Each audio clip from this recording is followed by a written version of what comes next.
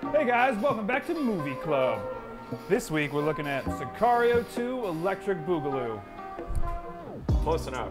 It's Sicario Day of the Soldado. It's the follow-up to the 2015 action thriller directed by Denis Villeneuve, or however how you pronounce it. Let's roll a trailer. The CIA is going to war with the cartels. So you want a Sicario? Turning you loose. Wipe it clean.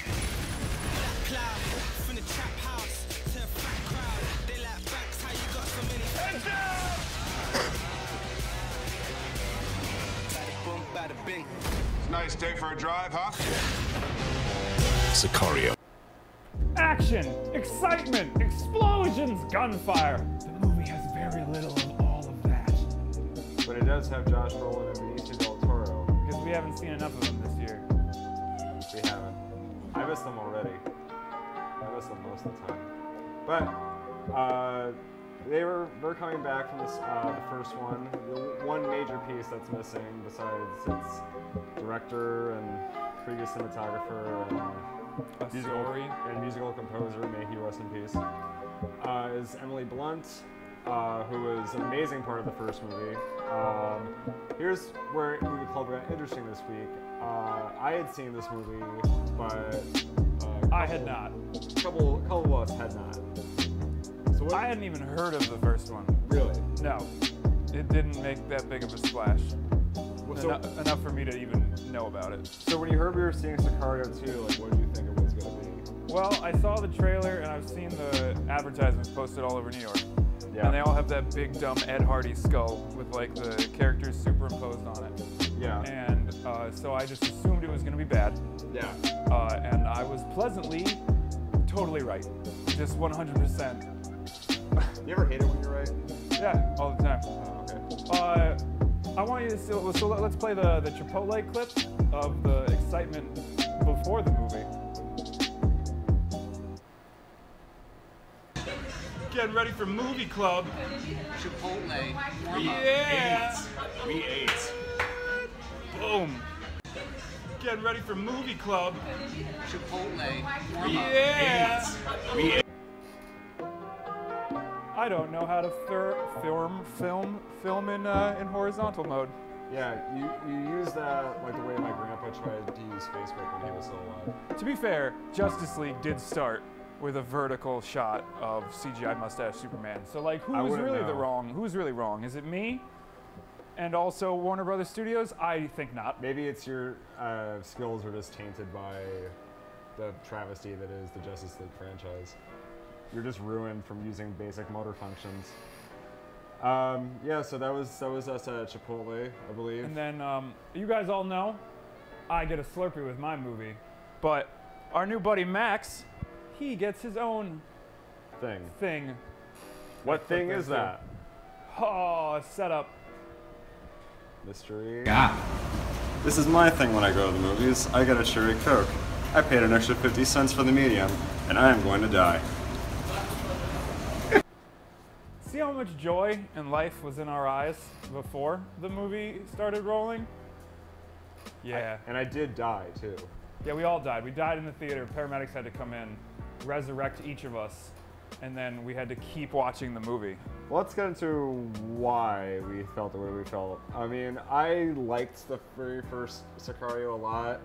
I like Denis Villeneuve's stuff. He's the guy who did Arrival. He did... Oh, I loved Arrival. Yeah, he did Blade Runner 2049, which I was fine with. Enemy, which I really liked. Prisoners. And it carried on a couple things from it. Like, you know, the whole thing about the military ops being kind of shady. Carried on a lot of the jokelessness. There are no jokes. No jokes. No jokes at all. It is a joyless movie. Joyless. It is from start to finish. They're like, this is the most serious. And Which is fine. But I can't take movies seriously if they're like constantly just hammering how serious it is over your head, and really just did not let up with this movie. There wasn't even like moments of like character development where they're like banter, nothing, just like, cause even your worst offenders of like, you know, violence. Like I'm thinking of Quentin Tarantino. You know, he usually starts with a little playful banter, maybe not full-on jokes, but something to lighten the mood before, like a palate cleanser before the extreme violence. Not this movie. This movie started. It's grim. Ended with just a lot of, but not in like. It wasn't spread out. It was like, here are the 4 scenes where things explode. It was self-serious, like the way that the Ed Hardy shirts that looked like the poster. That poster, man. I mean, we have it it's a skeleton with a pew. American flag on one side and a Mexican flag on another. And not once did that skeleton appear in that movie. And if it had, it would have been a much better movie. If it had been like chasing the main characters the whole time. It would have been amazing.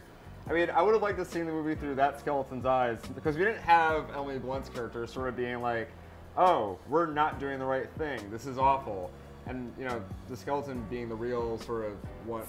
From what you told me and what I understand of the Wikipedia article, the first movie was not fully on board with, like, the military going in and doing their own thing. They were like, they asked questions of it and they were critical. Not this movie. This movie was just like, oh, isn't it cool when Josh Brolin kills this guy's family? Yeah. Isn't that so cool? Like, a lot of drone attacks in this movie. Like, a lot of the action happens off screen. Or, like, very far away from the camera. It's, like, there's a scene early on where there's a bombing in a supermarket. And it happens in one take, but it happens in, the most distant, cold, dramatic way possible. They were outside the supermarket. Like, they never took the camera in to, like, be amongst the carnage. You just sort of watched it. And it completely separates you from the fear and the, like, to the point where as I was watching and a character made some dumb decision, I like out loud was like, why are you doing that? Don't go that way. Stop it. I blame partly that on the cinematographer. His name is Dariusz Wolski. He's a Polish cinematographer who has done a lot of really like high profile stuff, a lot of Disney stuff, a lot of stuff that involves CGI. So a lot of stuff that requires like basically a wide master shot, and then everything else is just done in post. And that's how this movie Makes felt. A lot of it sense. felt really like there's just no investment whatsoever. We had a couple of clips we should talk about. What was the first clip we wanted to talk about? Well, before we get to that, we have a new segment on our show. Oh, that's right. Where we switch over to. But before we cue that up, I want to show the initial reactions of us walking out of the theater. And then we'll pop over to Nutty's Corner, where you'll get the down and dirty on how he feels about the movie. Yeah. It was such a bad movie. Oh my God. Matt, did you love it? I heard you moaning for the whole time. What was it? Moans of joy? Yeah, moans of joy. Matt's reaction was the best. It's just like, fucking joke. It's like it was like a never-ending movie. Not even worth I really thought that was like not even worth a movie pass with. It was just so dragged on so long. It went for so long. Anybody watch the first one though? Hang on. Yo, send the nudes. Just send me the nudes. Oh, hey guys. Welcome to Nutty's Corner. Let's talk about this movie. It's crap. The end. Oh, send the nudes. I'm joking. I want to give you guys my my input next to my good friend Hair Mop. My favorite part of the movie wasn't the movie per se. It was Pat. All the way. He made the movie for me so much. From now on. Constant moaning in the corner. Just I think there was one point he was curled up underneath the seat. Not only that, he was just like, this is so boring. That was my favorite part. And also, the way, what was the guy? He shot the Del Toro when he killed the fat, what is the lawyer guy? Yeah. Shooting a gun like this. It's like he's like this. She's like, then he goes, "Coratatito, garata." I was like this. Jesus, please calm down. But I didn't like the direction of how the movie was shot. Dude, it was Everything. so bad. There was one guy who was sitting next to us who stormed off. He ah! That to me. I think I dozed off for a minute and I woke up. I was like, I was on my phone like, what you got on? Trying to get girls to send me nudes. I always try to get people to send me nudes. But the direction sucked. There were some good parts, like I said, when he shot the gun. I actually liked the dynamic between Del Toro's character and Thanos. That's what I'm gonna call him, or Cable. Yes. Thanos or Cable, whatever we want to call him. I'm not calling him by the name he ever goes by, Josh Brolin. I like their chemistry, but the girl was annoying. Everything was just annoying, and then I didn't know what was going on. I also did not see the first one. I was supposed to. Obviously, I was the one who picked this movie. I have the best taste in movie of everybody up from the movie club. We could have saw anything. Well, maybe come all the way over there for that. I was like, this is what I come out here for this piece of all the way from Jersey. No, but I actually have free tickets for it too. And I was like, no, I got Movie Pass. I'm gonna go see it. Saw it, and I'm just like, yeah, I could have been at home jerking my penis right now. I could have been doing that. But no, Ricky, you picked this movie. Thank you for wasting our time, but it's all good. Cause you know what? The never-ending third act. You know the best part also about that? We all went together as a family. Yeah, it was the first time. The whole movie club was in one place. So the first time the whole movie club was in together. Yeah. Ricky picks the worst movie we can possibly watch. So hopefully next week we'll be ready with Way to go. Ant-Man and the Wasp. So we'll see. All right, let's go ahead and cue back to them in the This was Nunny's Corner. All right, I'm out of here. So the news. Yeah, Nunny's Corner. That Nunny's all right. I wildly disagree with him on that finger gun scene. We have the clip of finger guns. That was the best part. The finger bang. You're in a different place. You're in Jersey right now.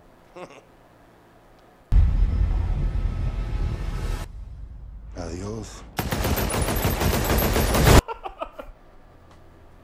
It's just so stupid.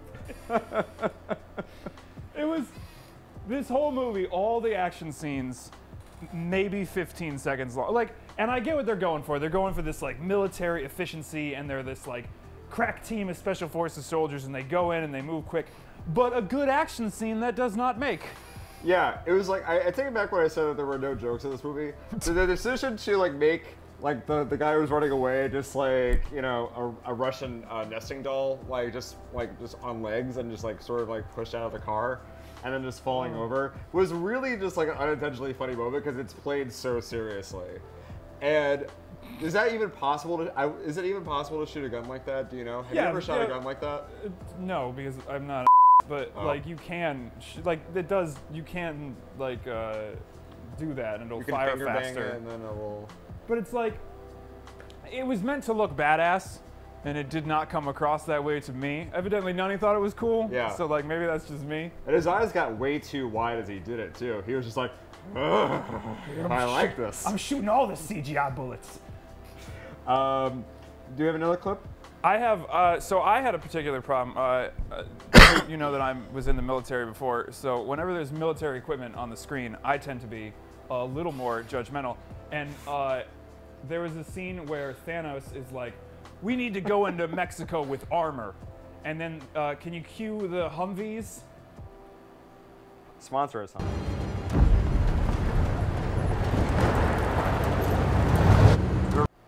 Fun fact about those, not armored Humvees, armor real thick.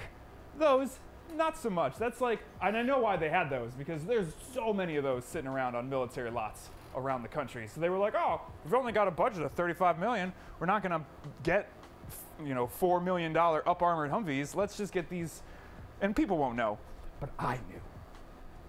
Yeah, everything was like really low rent with this movie. Like there's just like a scene where they're talking about these military operations and just a room just full of empty vending machines. Oh yeah, they didn't even put snacks. That's where serious business happens. Oh. Although that one was accurate to my military experience. There's a lot of empty vending machines on military bases. They just serve you.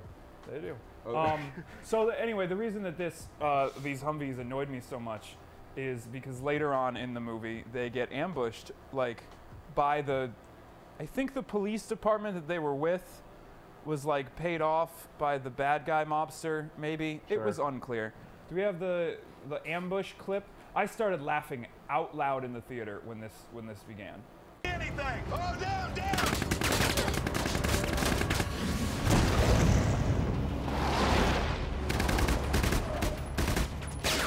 Left side, 100 meters, take him out! Roger that, heads down! Yeah, not armored. So Yeah, none of that would happen. What a wasted opportunity that scene was. Remember in the first Iron Man movie, where like it starts with the Humvee ambush and it's like real close in on Tony and it's all, and that was in what, 2008? Yeah, 10 years ago. So 10 years ago they did a much better scene and a much more interesting movie.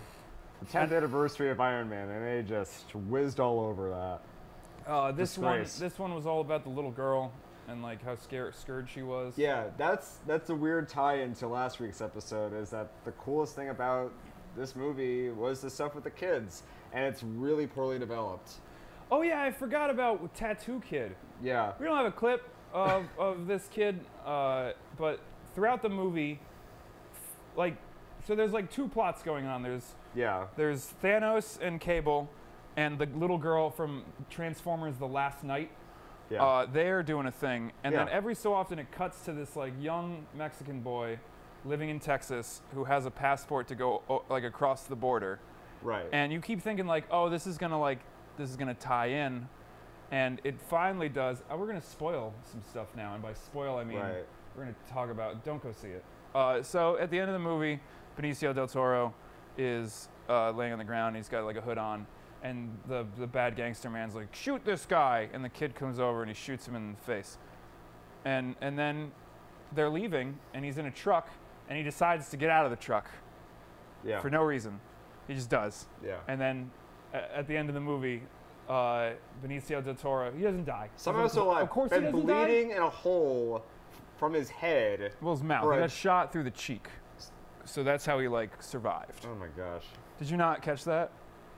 Well, either way, although stupid reveal. As if it wouldn't blow his teeth out of his face. Yeah. So somehow Benicio Del Toro had his mouth open at the perfect angle to just get shot through the cheeks, because he wakes up later and he like he meets walks in off secret with this kid who is so like, he shows up at like the Baskin Robbins where the kids works. Yeah. But the kid, it's like they cut to a year later and the kid's covered in tattoos and they look so fake. And he's only 12 and he's like just covered in tattoos. Just covered. Neck tattoos, and, arm tattoos, and hand he like tattoos. goes into a room. Just all the job killers. It's just like all over. And there's Benicio Del Toro and he's like, so you want to be a Sicario? And I was like, you don't get a third movie. No. How dare you not even finish the movie we're in? Yeah.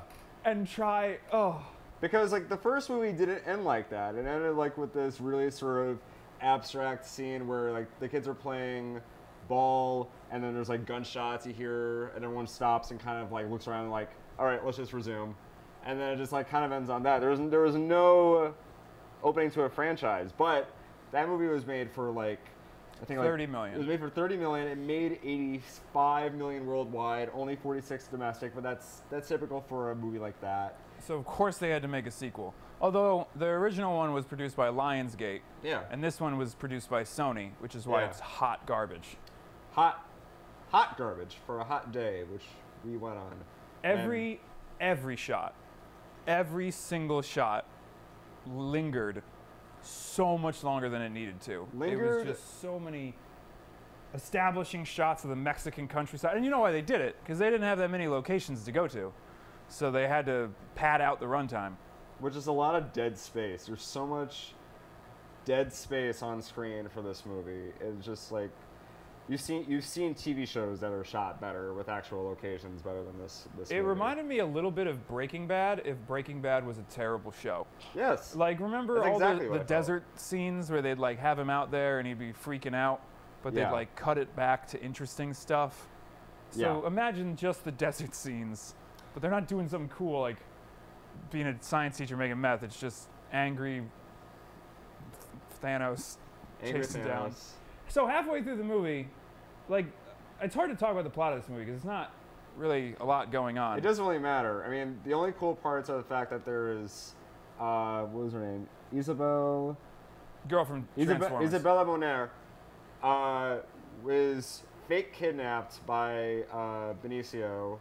Well, the reason they do it, I think we have a clip of this. Let's throw down the helicopter clip. The movie starts with a series of bombings.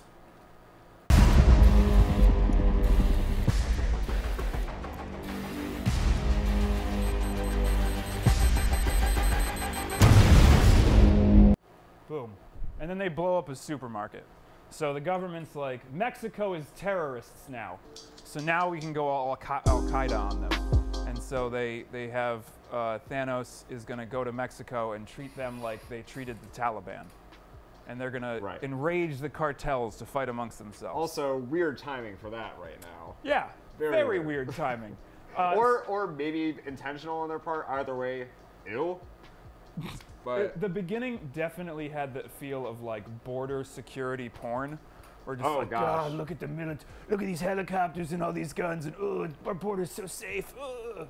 Yeah. And they're like, we're gonna kidnap this cartel's guy's daughter, and we're gonna make them think a different cartel did it, and that's like the driving force of the film. They start a war. That's basically what they do. Except it doesn't work, and then the government's like, never mind, you gotta go get her. You gotta go kill everyone. You gotta kill that little girl, and you gotta kill Benicio Del Toro for no reason, and you gotta kill all these people that know that America was in Mexico. Yeah. And then Thanos is like, I don't want to do that, and they're like, well, you have to, and then he doesn't do it. So it's confusing. It's confusing because you really don't know what these people are thinking. Like, these are not in the last movie they weren't even the most well-developed characters because they're not the main characters. They're just people for Emily Blunt to react to in the first movie. And here they don't do really any development at all. Like there's even less development than before. And it's just like, at the end, Thanos / Cable / No Country for Old Men is like, we're gonna put you in which I'm sure this was 80 yard. We're gonna put you in the witness protection program. I thought he shot her in the face when he goes to when she's being like held by a guy and he just shoots. I was like, oh my God, he just killed that little girl. And then, which would have made the movie a little bit better as far as I'm concerned. I was like, wow, okay, they're going there. Didn't expect that. And then it was like, oh, never mind. And he pulls her out of the car. So he like somehow shot. I don't know. It was because literally the action scene is 2 helicopters come in and they chase some cars and they land. And it's literally like, pop, pop, pop, pop, pop. Everyone's dead. Third act over. Benicio Del Toro throws a grenade in a car. Yeah. While bleeding from his face. Just that was total grenade porn, because it was just like, I'm surprised he didn't pull the thing out. Oh, I was shocked he didn't. Because that's totally something that you would do if you just threw it into a car. If you're an action movie hero. This movie couldn't decide what it wanted to be. It couldn't decide whether it wanted to be a serious, Did meditation. they set up that his daughter was deaf in the first one?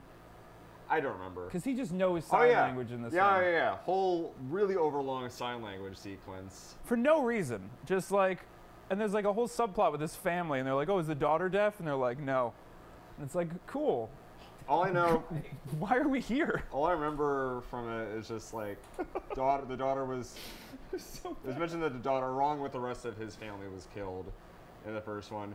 And they addressed that in the first one in a really cool, messed up way, which is he just goes straight to this other family's house and, like, in the middle of their dinner, like, basically threatens to kill all of them, which is, like, a crazy scene. And it's done really well. And here you just got none of that.